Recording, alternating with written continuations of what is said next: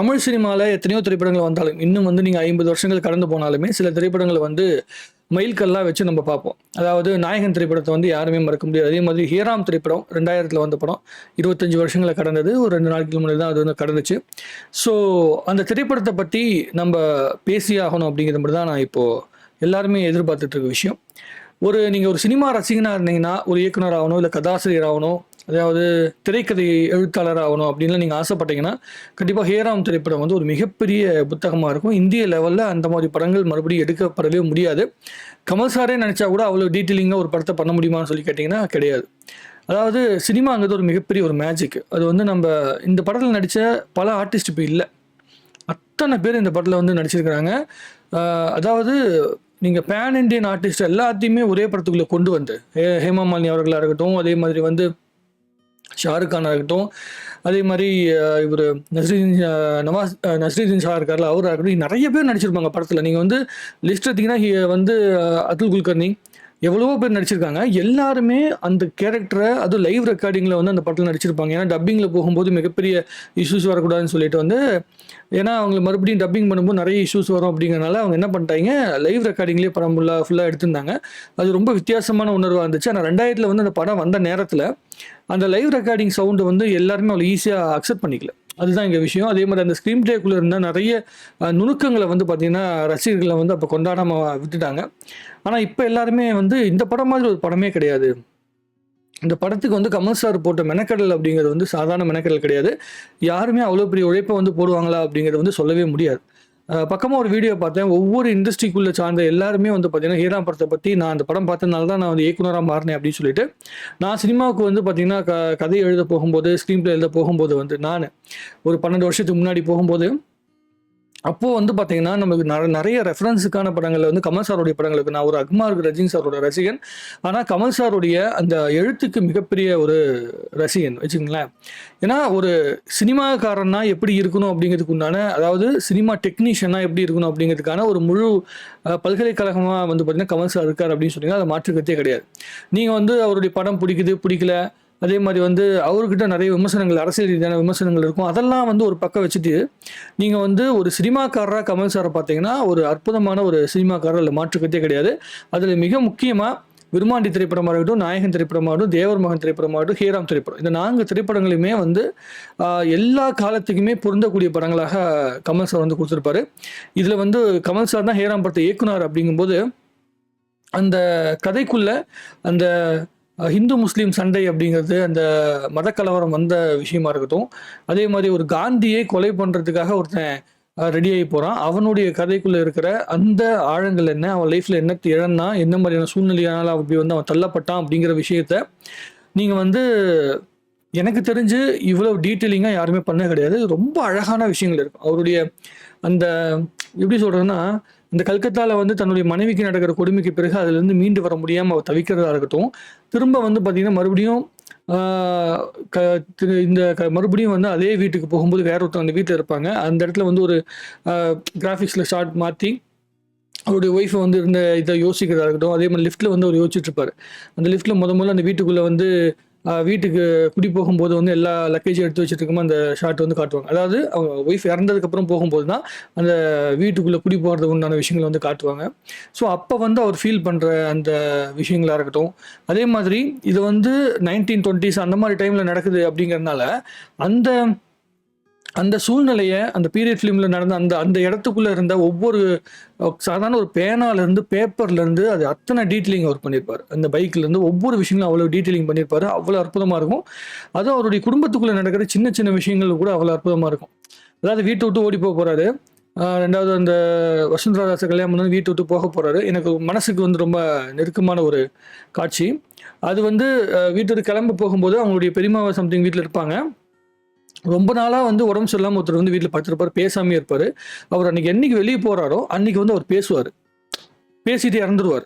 இறந்த உடனே அதை வந்து அவர் வந்து பார்த்துட்டு அங்கே அவங்க பெரியம்மா வந்து படுத்திருப்பாங்க. அதை பார்த்துட்டு ஃபீல் பண்ணிவிட்டு அவர் இறந்து போயிருப்பார். இந்த பக்கம் அவங்கள பார்க்கும்போது அப்படியே அவங்களுடைய கால் மெட்டியை பார்ப்பாங்க. ஸோ அந்த மெட்டியை பார்த்துட்டு ஃபீல் பண்ணுவார். அதுக்கப்புறமேட்டு திரும்பி அவரோட ஒய்ஃபை பார்த்துட்டு கிளம்பும்போது அந்த ஒய்ஃபோட மெட்டியும் காட்டுவாங்க. ஸோ நான் இப்போ பெரியப்பா இறந்துட்டாரு, பெரியம்மா இப்படி இருக்காங்க, அவங்கள விட்டு பிரிஞ்சிருக்காங்க. என்னோட ஒய்ஃபும் அதே மாரி படுத்திருக்கா. நான் இப்போ வந்து நானு ஒருத்தர கொலை பண்ண கிளம்பி போயிட்டுருக்கேன் அப்படிங்கிற விஷயத்த வந்து அந்த ஒரு சின்ன காட்சியில காட்டியிருப்பாரு. ஸோ அது வந்து ரொம்ப டக்குனு மனசுக்கு வந்து நெருக்கமான விஷயம் அது. அதே மாரி ஃபர்ஸ்ட்டு காட்சியில வந்து பார்த்தீங்கன்னா, அந்த அகழ்வாராய்ச்சி நடக்குதுல்ல. அந்த அவர் வந்து பார்த்தீங்கன்னா, ஒரு ஆர்க்கியாலஜிஸ்ட்ன்னு சொல்லுவாங்கல்ல. அந்த அகழ்வாராய்ச்சி, பழைய காலத்து பொருட்கள் எல்லாம் வந்து தோண்டி எடுப்பாங்க. அந்த வேலை பார்த்துட்டு இருப்பாரு. ஒரு சாக்கடைய தோண்டி எடுத்துட்டு இருப்பாங்க. ஸோ, அதே சாக்கடைக்குள்ள முடியிற மாதிரி வந்து கிளைமாக்ஸ்ல வந்து வச்சிருப்பாங்க. ஒரு வாட்ச்லேருந்து அவருடைய கண்கள் அப்படியே வந்து போய் முடியும்போது, அவருடைய டைம் முடியும்போது, அந்த வாட்சோட நேரம் முடியிற மாதிரிலாம் படம் வந்து காட்டியிருப்பாங்க. அதெல்லாம் ரொம்ப பயங்கரமா இருக்கும். என்னடா இந்த மனுஷன் வந்து 2000த்துல 25 வருஷத்துக்கு முன்னாடி அப்ப இருக்க ஆடியன்ஸுக்கு இது புரியுமா புரியாதா அப்படிங்கிறத கூட அப்பெல்லாம் யோசிக்கல. அவரோட ஒரே டார்கெட் என்னன்னா, நமக்கு தெரிஞ்ச கலைய இப்ப வந்து நம்மளால வந்து டெலிவர் பண்ண முடியும். அந்த ஆர்டிஸ்ட் அத்தனை பேருமே இப்பதான் அசெம்பிள் பண்ணி வராங்க. ஸோ நம்ம எந்த அளவுக்கு இதை டீட்டெயிலிங்கா குடுக்க முடியுமோ, அந்த அளவுக்கு டீட்டெயிலா குடுக்கணும் அப்படிங்கிறத வந்து கமல் சார் அப்ப முடிவு பண்ணி படம் பண்ணியிருப்பாரு. ரொம்ப மனசு நெருக்கமான விஷயம். இத வந்து ரியாக்ஷன் வீடியோ போடணும். இந்த ஒட்டுமொத்த படத்தையுமே பார்த்து, ஒவ்வொரு காட்சிகளுக்குள்ள இருக்கிற விஷயங்கள வந்து டீட்டெயிலா பேசணும்னு சொல்லிட்டு வந்து ரொம்ப ரொம்ப ஆசை. நண்பன் ஒருத்தன் இருக்கான். அவன் வந்து பயங்கரமான கமல் சாரோட ரசிகன். ஸோ அவன் கூட உட்காந்து தான் இந்த படத்த முழுசா பார்த்து ரியாக்ஷன் வீடியோ பண்ணணும் அப்படின்னு சொல்லி ரொம்ப ரொம்ப ஆசை. அதுக்கு காப்பிரைட் அது இதுனாலும் மானிட்டைஸே பண்ணலினா கூட பரவாயில்ல. எனக்கு அந்த வீடியோ வந்து பேசணும். இந்த மாதிரி நெறைய கல்ட் மூவிஸ் இருக்கு. அந்த மூவிஸை பத்தி நம்ம பேசணும்னு சொல்லி ஆசை. அதுக்காக ரெடி பண்ணிட்டு இருக்கிறோம்.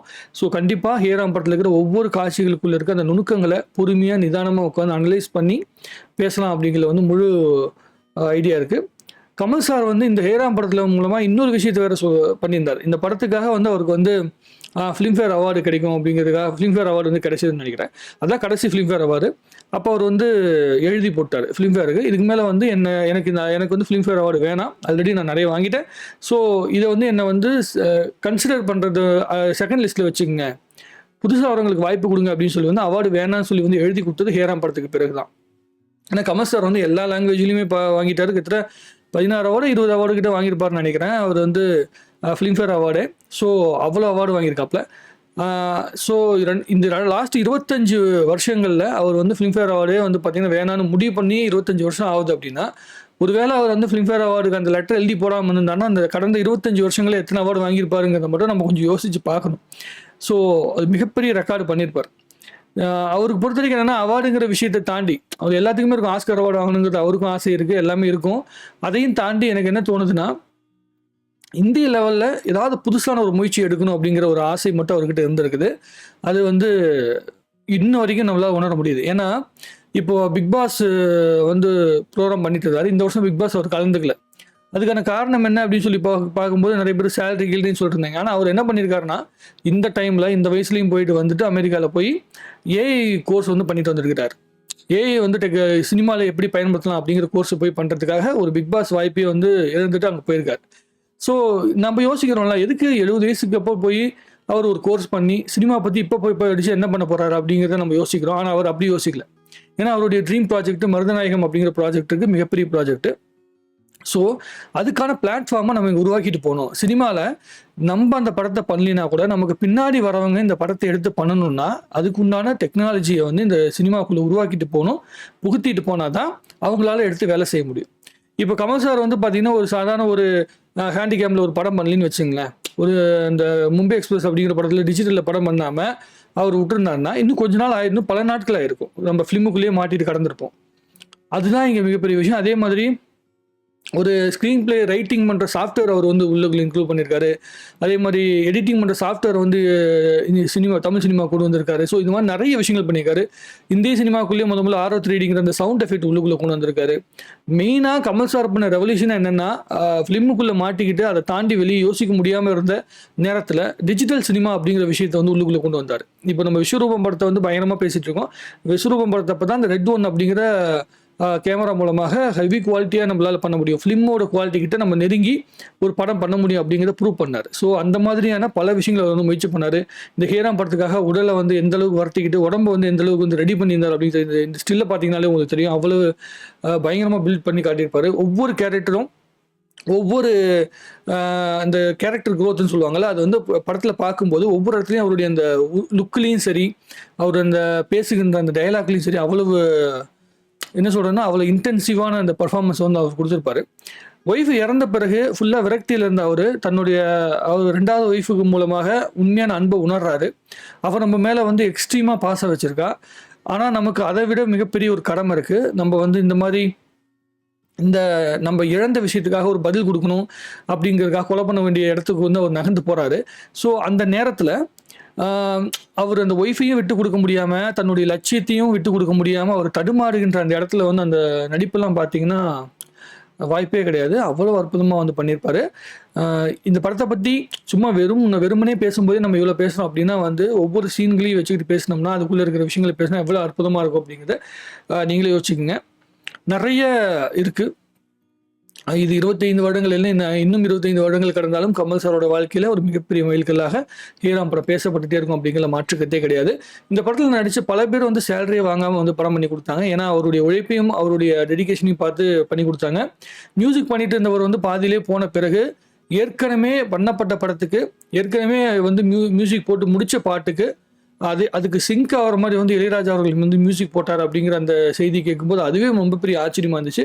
இது எப்படி பண்ண முடியும் அப்படின்லாம் நம்ம யோசிப்போம். அதுதான் ராஜான்னு வச்சுங்களேன். அவருக்கு வந்து அந்த ரிஸ்க் எடுக்கிற மாதிரி இந்த மாதிரி விஷயங்கள்லாம் பயங்கரமாக பண்ணுவாப்புல ராஜா சார். ஹேராம் படத்துடைய இன்னும் மிக முக்கியமான உயிர் வந்து பார்த்தீங்கன்னா ராஜா சார், அதில் மாற்றுக்கத்தே கிடையாது. அதே மாதிரி கமல் சார் வந்து இந்த மாதிரியான முயற்சிகளை இதே அளவுக்கு வந்து பார்த்தீங்கன்னா சினிமாவுக்கு வந்து அவருடைய இன்ஃப்ளூயன்ஸ் எப்பயுமே கொடுத்துக்கிட்டே இருக்கணும். புது டெக்னாலஜி வந்து கொடுத்துட்டே இருக்கணும். அதுதான் இப்போ இளைஞர்கள் சமுதாயத்துக்கு அடுத்து வர சினிமா இளைஞர்கள் சமுதாயத்துக்கு ஒரு மிகப்பெரிய ஒரு இடத்த வந்து உருவாக்கி கொடுக்கும் அப்படின்னு நான் நம்புகிறேன். ஆனால் என்ன ஆயிடுச்சுன்னா தமிழ் சினிமா அவர் கொண்டு வந்த டெக்னாலஜி எல்லாத்தையுமே பயன்படுத்தாமல் இவங்க என்ன பண்ணிட்டு இருக்கிறாங்க, டெக்னாலஜியை தாண்டி இன்னும் பழைமைக்கு நம்மளை இழுத்துக்கிட்டு போயிட்டு இருக்கு தமிழ் சினிமா அப்படிங்கிறது தான் ரொம்ப வருத்தமான விஷயம். ஏன்னா ஃபிலிமில் இருக்கும்போதே அந்த மைக்கேல் மாதர் காமராஜன் படம்லாம் வந்து பார்த்தீங்கன்னா ஃபிலிமாக இருக்கும்போதே ஒரு 4 கேரக்டர் வச்சு நம்மளால் பண்ண முடியும், பாடி லாங்குவேஜ் வச்சு நம்மளால் வந்து டிஃப்ரென்ஷியேட் காட்ட முடியும் அப்படின்லாம் கமல் சார் யோசிச்சார். இந்த ஹேராம் படம்லாம் பண்ணும்போது வந்து பார்த்தீங்கன்னா ஃபிலிமில் பண்ணும்போது எவ்வளோ சிரமங்களை வந்து ஃபேஸ் பண்ணி அவர் படம் பண்ணியிருப்பார் அப்படிங்கிறத பார்க்கும்போது ரொம்ப ரொம்ப ஆச்சரியமாக இருக்குது.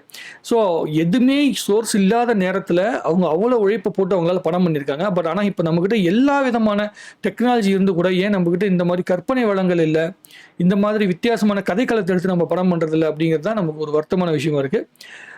அந்த கதை களத்துக்கான அந்த சிந்தனைகளை வந்து கமல் சார் மாதிரி நாட்கள் வந்து விட்டுட்டு போகணும் அப்படிங்கிறது தான் தமிழ் சினிமாவுக்குள்ளே கொடுத்துட்டு போகணும் அப்படிங்கிறது தான் நான் யோசிக்கிறது. எனக்கு தோணுது எல்லாத்தையும் நான் சொல்லிட்டேன் இந்த படத்தை பற்றி நினைக்கிறேன். இந்த படத்தில் இருக்கிற காட்சிகளை பற்றி நம்ம மறுபடியும் நிறைய பேசலாம், சரிங்களா? உங்களுடைய கருத்துக்கள் இந்த படம் எவ்வளோ தூரம் உங்களுக்கு பிடிக்கும் அப்படிங்கிறத வந்து கமெண்ட் எழுதுங்க. இன்னும் நிறைய பேசுவோம். 25 வருடங்களை கடந்ததுக்காக கமல் சாருக்கும் கமல் சாருடைய ரசிகர்களுக்கும் மிகப்பெரிய வாழ்த்துக்களையும் பெருமைகளையும் வந்து பார்த்தீங்கன்னா நான் சொல்லிக்கிறேன். நன்றி, வணக்கம். வாழ்க தமிழ்நாடு, வளர்க தமிழ் சினிமா.